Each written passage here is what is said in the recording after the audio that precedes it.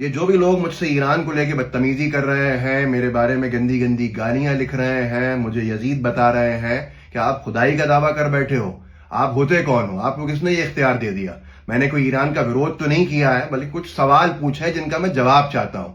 جواب دینے سے رہے، یہ جناب آئے تھے جواب دینے کا دعویٰ کرنے، اور انہوں نے بھی 10واں پوائنٹ چھپا دیا اور گھما پھرا کے نکل گئے۔ اب دوبارہ میرے سوالوں کا جواب دینے یہاں نہیں رہے ہیں۔ میرا ابھی بھی سوال وہی ہے کہ اگر شرطیں رکھی ہیں ایران نے اور خدا نے ایران کو یہ طاقت دی کہ وہ دنیا کی سپریم پاور کے سامنے بیٹھ سکے، تو اپنی باتوں کے حساب سے شرائط میں غزہ کی بات کیوں نہیں لکھی؟ لفظ غزہ کیوں نہیں آیا؟ لوگ کہتے ہیں صاحب ریزسٹنس گروپ کے بارے میں لکھ دیا تو لیبنان کا ذکر کیوں آیا؟ لیبنان کا ذکر صاحب اس لیے لکھا ہے 10ویں پوائنٹ پہ، اور حزب اللہ کا خاص طور پہ اسپیسیفکلی لکھ کے کہ اس پہ حملے رکنے چاہیے، کیونکہ وہاں سیز فائر نہیں ہوا تھا، اب سیز فائر ہو گیا ہے، اور غزہ میں پہلے سے سیز فائر تھا، اس لیے اس کی بات نہیں کری۔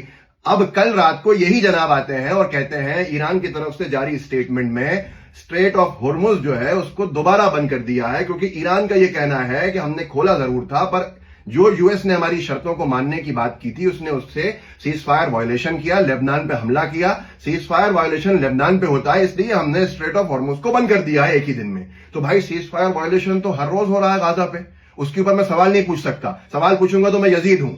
جب 40 دن ایران کا یدھ چلا ہے اب تک، ان میں 36 دن سیز فائر وائلیشن ہوا ہے غزہ میں، تب کوئی بات نہیں کہی گئی۔ تو ایسے اس حساب سے تو لیبنان کے ساتھ ساتھ غزہ کا بھی نام، فلسطین کا بھی نام صاف صاف آنا چاہیے تھا، لیکن نہیں آیا۔ اب یہی سوال میں پوچھتا ہوں، جواب کسی کے پاس نہیں ہے۔ بھائی سوال پوچھنے کا ادھیکار، حق میرا ہے، آپ ان بھکتی میں ڈوب جاؤ، اس سے مجھے فرق نہیں پڑتا۔